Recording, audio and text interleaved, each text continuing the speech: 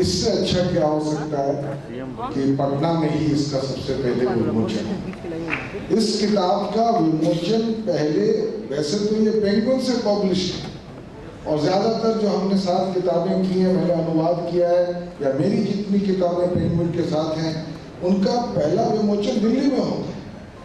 But this must be the first book of penguin जिसका पहला launch Patna में हुआ है, और इसकी भी मेरे बड़ी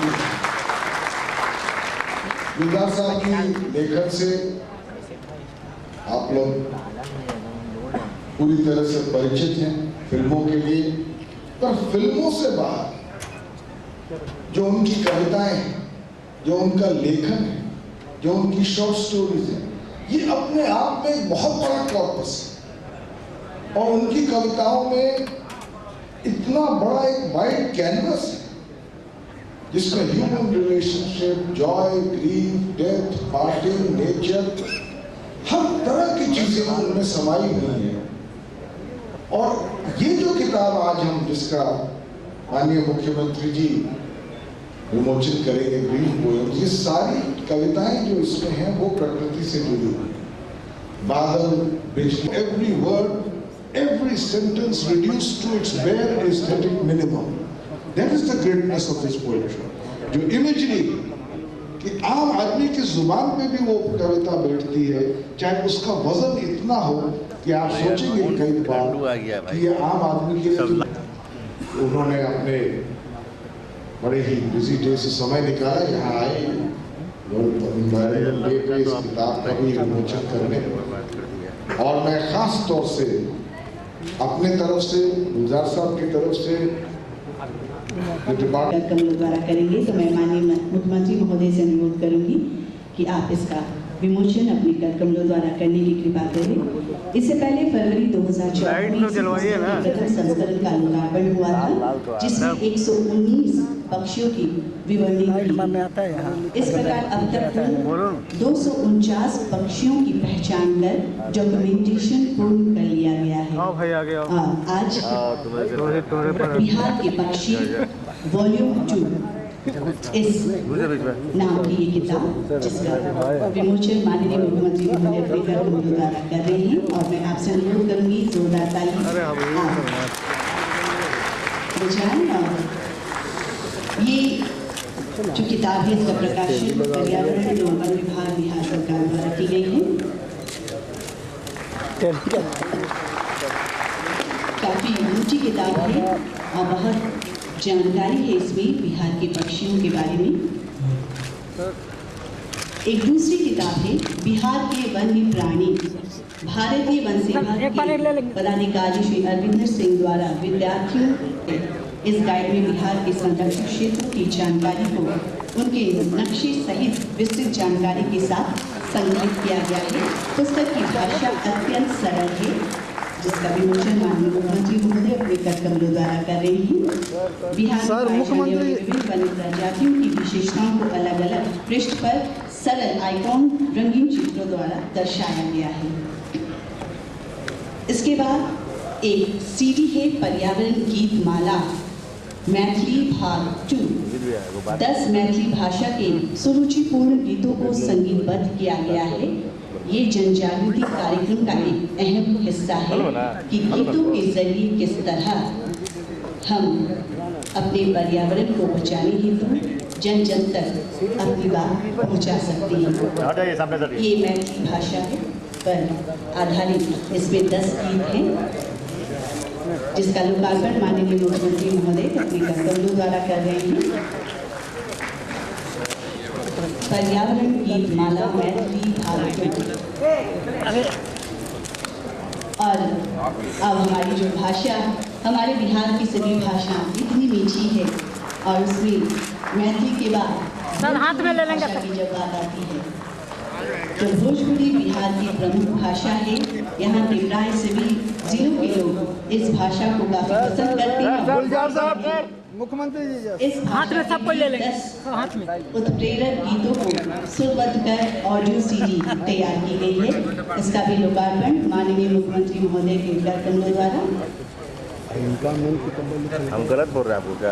हाँ, ये सभी पर्यावरण एवं वन विभाग द्वारा सीढ़ी तैयार की गई है। और इसके बाद एक और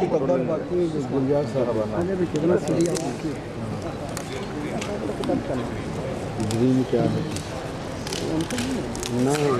हाँ तो बोल रहे हो इसलिए भोजपुरी भाषा में जो तैयार की गई है गीतमाला, उसी का लोकार्पण पर्यावरण एवं वन विभाग द्वारा ये सीढ़ी तैयार की गई है ताकि लोग इन गीतों को सुने और अपने पर्यावरण को बचाने हेतु वो अपनी तरफ से कोशिश करें। वाल्मीकि व्याघ्र परियोजना पश्चिमी चंपारण पर आधारित एक फिल्म, लगभग 25 मिनट की यह फिल्म हिमालय पर्वतमाला की तराई में पश्चिमी चंपारण जिले के 901 किलोमीटर भूभाग में फैले वाल्मीकि व्याघ्र परियोजना उद्यान एवं वन्य प्राणी आश्रय का सजीव चित्रण है। फिल्म की चित्रकारी एवं छायांकन उत्कृष्ट श्रेणी का है और इसका लोकार्पण माननीय मुख्यमंत्री के कर कमलों द्वारा किया जा रहा है।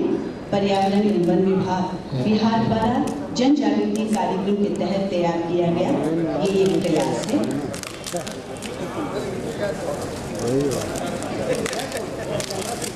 हमारे दर्शक लगता है सुस्त हो गए हैं क्या? इतनी अच्छी चीजें आज इस विश्व पर्यावरण दिवस के लिए आपके लिए की जा रही है जन जागरण फैलाने हेतु, तो आपकी तरफ से भी तो कुछ सहभागिता होनी चाहिए। और एक और इसमें श्री गुलजार साहब द्वारा लिखित सर गुलजार साहब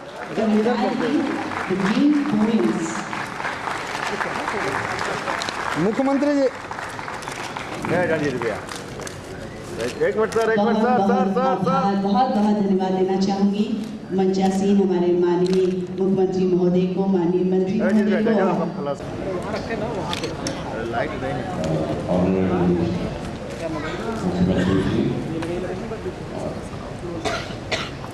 तमाम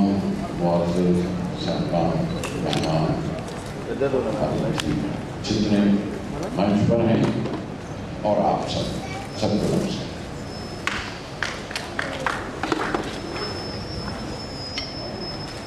जिस तरह से इन किताबों का और सीरीज का और बुक्स का इनका उद्घाटन हो रहा था, यकीन मानिए मुझे यही लग रहा था कि हम पौधे लगाए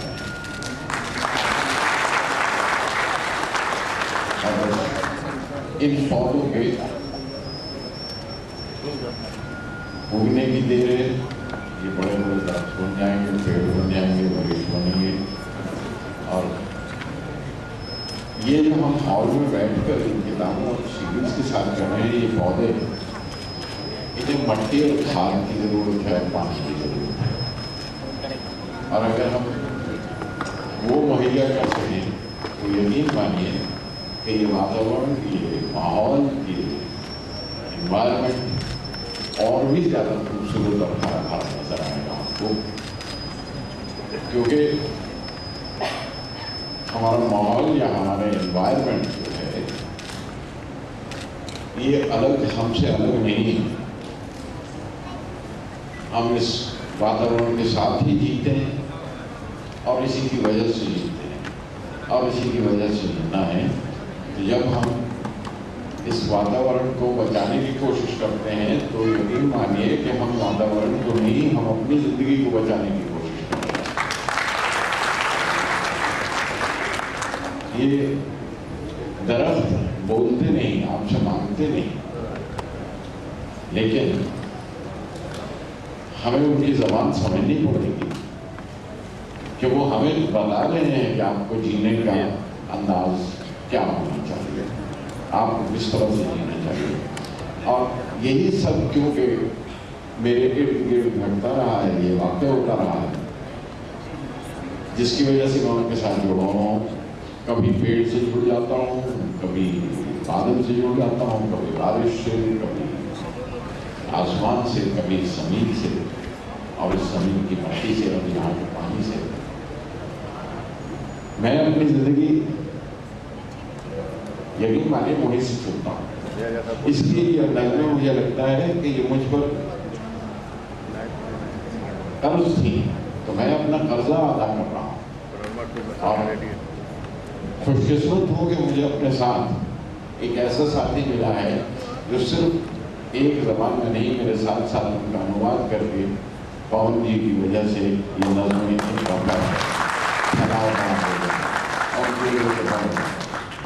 उनकी वजह से बिहार वो मरकज बन गया है जहाँ पे आके इस किताब का विमोचन किया है। इसलिए कि लगता है और उम्मीद करता हूँ कि यहाँ की ज़मीन, यहाँ की मिट्टी ज़्यादा ज़रखेज़ है और इसलिए इस तरह के पेड़ और इस तरह के इंसान जरूर उगाए। मैं बल्कि एक इजाज़त हो तो एक नज़्म पढ़ना चाहता हूँ, लेकिन मैं उसके लिए पवन जी को ज़रूर मशहूर करूँगा, यहाँ पे उन्हें इन्वाइट करूँगा इसके बाद कि वो मुझे कई बार लगता है कि ओरिजिनल पॉइंट्स तो उनके पास चली गई, मेरी जो अनुवाद तो मेरा रह गया। तो इतना खूबसूरत, इतनी खूबसूरती से अदा करते हैं बात को, और बल्कि कभी कहीं कोई कमी हो तो उसे मुकम्मल कर देते हैं, उसे पूरा कर देते हैं। और मैं बार बार उनके पास अपनी नज़्में लेके जाता हूँ, और ये तीसरी बार है जब ये तीसरा मजमूआ है, तीसरा संग्रह जो उनकी वजह से लोगों तक पहुँचा और मुझ तक आया। मैं ये बोलना चाहता हूँ कि जो मैं बात कह रहा हूँ वो मैंने कैसे अदा करने की कोशिश की है कि मैं जंगल से गुजरता हूँ तो लगता है मेरे पुरखे खड़े, मैं जंगल से गुजरता हूँ तो लगता है मेरे पुरखे खड़े हैं। मैं एक नौजवान बच्चा, एक नया पैदा हुआ बच्चा है, न्यू बॉर्न बच्चा है। मैं एक नौज़ायदा बच्चा, ये पेड़ों के कबीले, इनके ट्राइब्स हैं, ये पेड़ों के कबीले हैं। जब मैं जंगल से गुजर